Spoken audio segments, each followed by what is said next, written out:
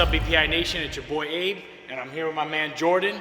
Yep. Crazy strong man right here. I mean, I met him at BBL Fitness, a local, pretty much, what was it? A strongman competition, I guess you could say? Powerlifting competition. Yeah, I want to get that correct. Yeah. Powerlifting competition. I stuck to the back end. I was warming up on bench, and all of a sudden I hear this guy screaming out loud off the second go. You know, you go 3 turns. By turn 2, he had unsmoked everybody in almost every weight class. I said, I gotta get up and see this. I walked over, I saw my man, and the best part about it was, the second round, everybody was smoked, and he was sick. So I said, oh man, we gotta get this guy in here. So today, I have the privilege of having him in here, and we're gonna go over proper techniques for squatting. First technique, Jordan said you gotta lose the kicks. So he's going no shoes. Going barefoot. That's my preference. I like flat-footed. But let's get into it. This is going to be part 1 of 3, and we're going to run into it right quick, and he's going to show us the breakdown on how to properly squat when you're a strongman. Oh, powerlifter. Correction. Yep. Sorry, We'll get used to it. He's just too strong. I can't, the word got to go with it. So now I'm going to show you how to squat powerlifting style. We're going to keep it as efficient as possible. You want every movement to count. You don't want any lose or loss of power.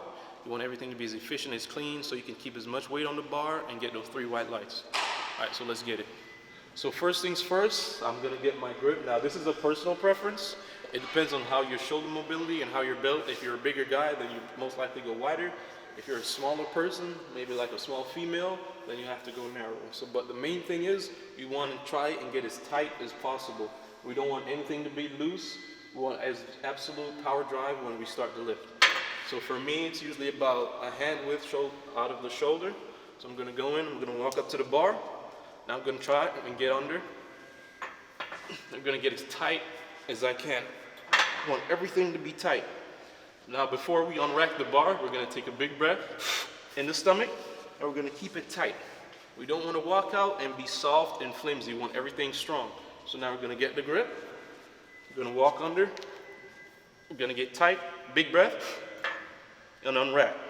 Now what you wanna do is at first always make sure that your rack height is set properly for you, so you don't want it too low where you have to squat the bar out, and you don't want it too high to where you have to tiptoe it out, because that makes you off balance, and when you have a lot of weight on your back, you do not want that. So I'm gonna run you through the lift as I do it every time, every rep, every set. Get my grip. Walk up to the bar, go under, get tight, big breath. Then I walk it out. As little steps as possible, keep it clean, efficient. Now, I take another big breath, in the stomach, keep it tight, chest up, hips back and down.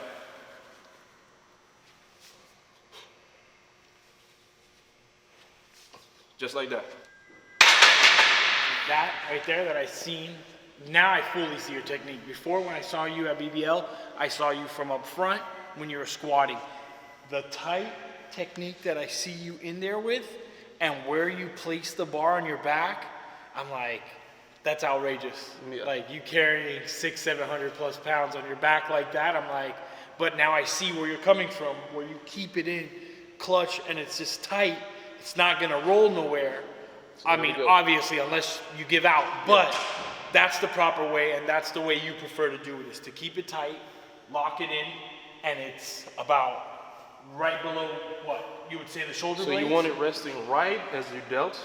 As you get your position, you can see it on me. So it's right in here. Up, and as you come down, you feel that shelf, and it'll lock in right there.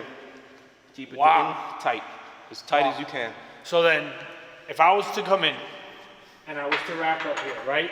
Yeah. Because I usually used to go out wide. So my question is now, do you squat high bar?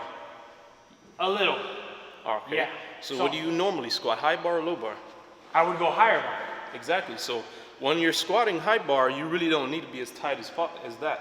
When you're squatting low bar, since the weight is in a position where it can more easily slip, you really want to bring it in and keep it as tight as possible to keep the wrists and elbows supporting the weight. You like to be like a little within shoulder width, So right? basically, as you get your grip, you squeeze the bar, that does not change. Okay. And you go under and you set yourself up. I'm gonna roll this bad boy back. I'm gonna grab right here. I'm assuming this is where I'm going. Yeah. Yeah. So now you want that bar as tight as, it's not gonna, it's right. And then I just back it up, little steps. So and now, then rip it. you see how you're standing straight? Now I want you to bring your hips back a little bit. So now stand up strong. Oh, stand up strong. So now you're gonna hip hinge. Now you're gonna bring the hips back. Yeah, bring the hips back. Right. Not go down, obviously. It's Exactly. like pushing the hips back. You want to push the hips back And then up. knees coming out. And then you're gonna come up. Okay. Okay. Right. I think my squat just went up 200 pounds. That's all it takes, baby. Well, that's squatting 101. Squat ricochet. And take it from me, you're gonna see a lot of this guy. Trust me.